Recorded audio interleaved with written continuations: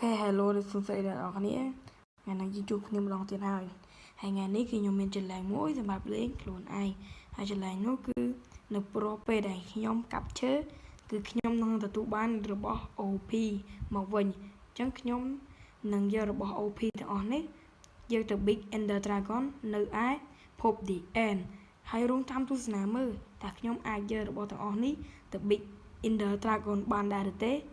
អូខេឥឡូវយើងចូលទៅកាន់វីដេអូយើងទាំងអស់គ្នាអូខេឥឡូវយើងបានចូលក្នុងក្នុងហ្គេមហើយអូខេដូចយើងនិយាយពីក្បាលវីដេអូអញ្ចឹងរកពេលដែលយើងកាប់ structure នោះយើងនឹងទទួលបានរបស់ OP អញ្ចឹងឥឡូវយើងកាប់ structure មើលសិនបងអូខេហើយឥឡូវយើងឃើញថាវាពិតជាបានជាមួយនឹងរបស់ OP ខ្លាំងមែនតើហើយឥឡូវនេះគឺខ្ញុំចូលលេងបានណាគឺខ្ញុំបានអាក្រន Netherite មួយបាត់ហើយគឺវគ្គនេះគឺ OP ខ្លាំងមែនតើចឹងគឺវាងាយស្រួលខ្លាំងមែនតើដល់ការទៅវាយនៅ Ender Dragon នៅឯភព The End ហើយ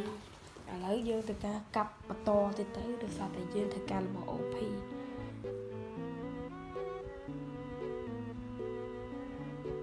អូខេហើយកន្លែងនេះគឺខ្ញុំពិតជាទនីខ្លាំងមែនតើគឺអាពើនេះគឺពេលនោះខ្ញុំឆ្ងល់ខ្លាំងមែនតើគឺដឹងពើអីទេហើយខ្ញុំក៏បានដាក់ទៅម៉ែហើយពើអានោះអាកបៃរបស់ Pillager ម៉ែរត់ប្រោយរត់នៅដល់ឆ្លងទលេ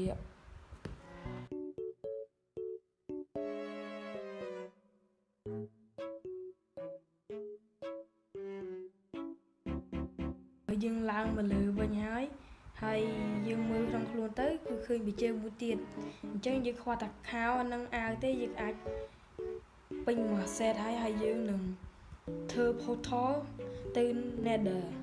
អូខេឥឡូវយើងបន្តដំណើរទៅមុខទៀតដោយសារតែនៅហ្នឹងគឺអត់សូវសុវត្ថិភាពទេហើយឥឡូវយើងបានប៉ែមួយប៉ែហ្នឹងជីកលឿនខ្លាំងមែនតើប៉ែ Diamond ណាហើយអញ្ចឹងឥឡូវយើងធ្វើដំណើរទៅមុខបន្តទៀត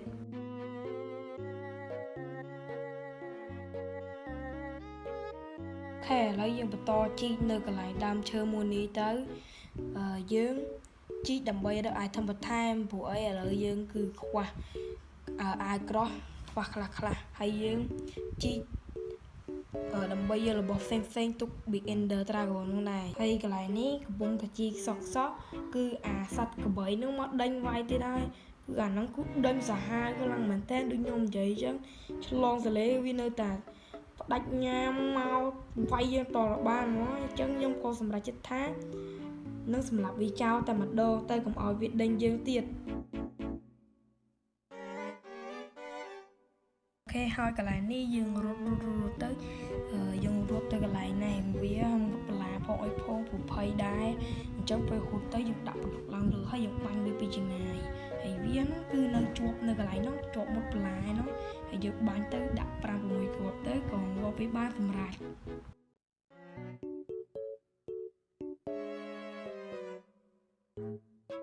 អូខេបន្ទាប់ពីសម្រាប់វាហើយគឺយើងរត់ទៅកន្លែងយើងវាយទឹកឈើមិញដើម្បីយកអាវ៉ាន់យើងផងដែរអញ្ចឹងយើងធ្វើការរត់ទៅហើយយើងរើសអាវ៉ាន់យើងអូខេឥឡូវយើងមកដល់ហើយអញ្ចឹងយើងអាចឃើញថាយើងជីកទៅបានច្រើនខ្លាំងមែនទែនបានទាំង Netherite Enchanting Table គឺបានច្រើនខ្លាំងមែនទែនហើយខ្ញុំគិតថាវគ្គហ្នឹងគឺងាយស្រួលទៅវាយ Ender Dragon ខ្លាំងមែនតើដោយសារតែវា OP ខ្លាំងយកតែមែនតើហ្មងឥឡូវគឺខ្ញុំបន្តរើសអីវ៉ាន់នៅកន្លែងហ្នឹងរយៈពេលយូរដែរ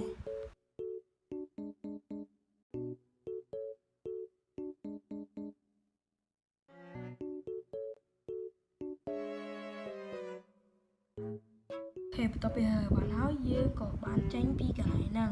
ហើយខ្ញុំក៏ចេញពីកន្លែងហ្នឹងទៅហើយយើងក៏ផ្ទះមើល enchantment របស់អាវ៉ាន់របស់យើងអញ្ចឹងយើង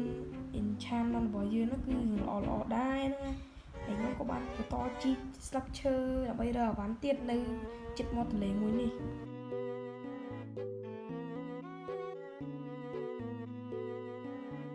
កន្លែងនេះបងប្អូនគឺខ្ញុំសំណាងខ្លាំងមែនតើដោយខ្ញុំបានវាយទឹកឈើមួយហើយទទួលបាន Eye of Ender ចឹងយើងមិនបាច់ទៅ Nether ដើម្បីរក Interpol និង Police Roll ទេគឺខ្ញុំទទួលបាន Eye of Ender តែម្ដងអញ្ចឹងគឺខ្ញុំនឹងធ្វើដំណើរទៅកាន់ភព The End ឆាប់នេះពីយើងបាន Eye of Ender ហើយគឺខ្ញុំបន្តកាប់ថប់ឈើទៀតដើម្បីទទួលបាន Eye of Ender និងអីវ៉ាន់ថ្មីតទៅមុខទៀតដើម្បីទៅ Big Ender Dragon អូខេឥឡូវយើងបានអីវ៉ាន់ហើយអញ្ចឹងយើងធ្វើការគប់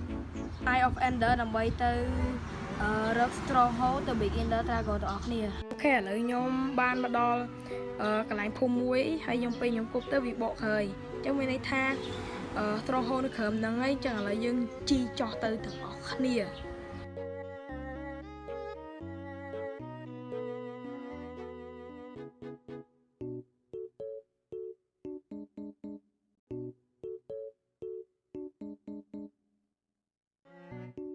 អូខេឥឡូវយើងមកដល់ Stronghold ហើយអញ្ចឹងឥឡូវយើងគឺទៅដើរកន្លែង In the Portal តែឥឡូវយើងចេះដើរទៅកន្លែងនេះចុះក្រោមអូខេឥឡូវយើងឃើញហើយអញ្ចឹងយើងធ្វើការដាក់ជាមួយនឹង Eye of Ender ដើម្បីចូលទៅ Big Ender Dragon តែម្ដងទៅអូខេបន្ទាប់ពីយើងដាក់ហើយគឺយើងសង្កេតឃើញថាយើងខ្វះ2ហើយក្នុងខ្លួនខ្ញុំគឺមិនមាន in the eye ហ្នឹងទៀតទេអញ្ចឹងខ្ញុំមានតែមួយទេគឺជីកឡើងទៅលើហ្នឹងហើយតែឥឡូវយើងមកវិញហើយយើងទទួលបាន in the eye ហ្នឹងចំនួន5ហើយយើងដាក់ចូលទៅបន្តមកគឺយើងចូលទៅ Big Ender Dragon ទាំងអស់គ្នា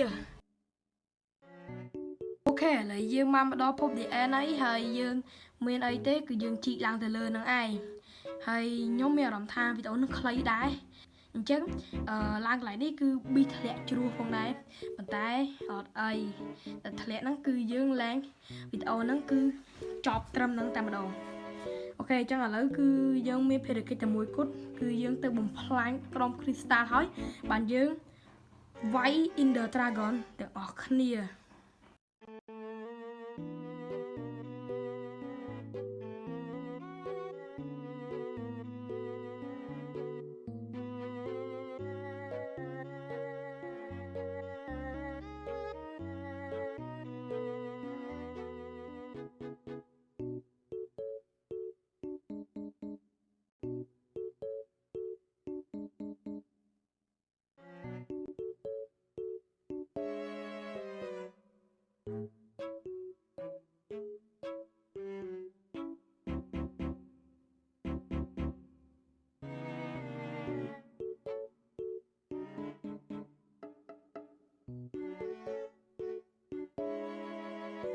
យើងបំផ្លាញដុំ Crystal អស់ហើយអញ្ចឹង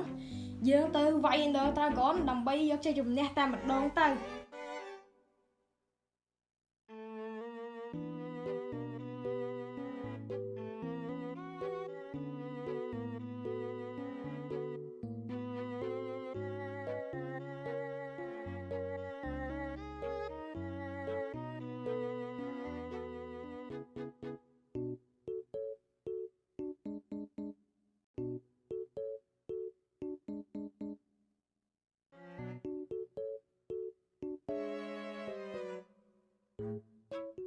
អូខេឥឡូវយើងវាយនាគងាប់ហើយអញ្ចឹងអូខេឥឡូវយើងគឺយើងអាចបញ្ចប់នឹង challenge យើងបានហើយអញ្ចឹងគឺវីដេអូយើងគឺចប់ត្រឹមតែប៉ុណ្ណឹងអញ្ចឹងយើងជួបគ្នានៅវីដេអូក្រោយទៀតអូខេបាយបាយ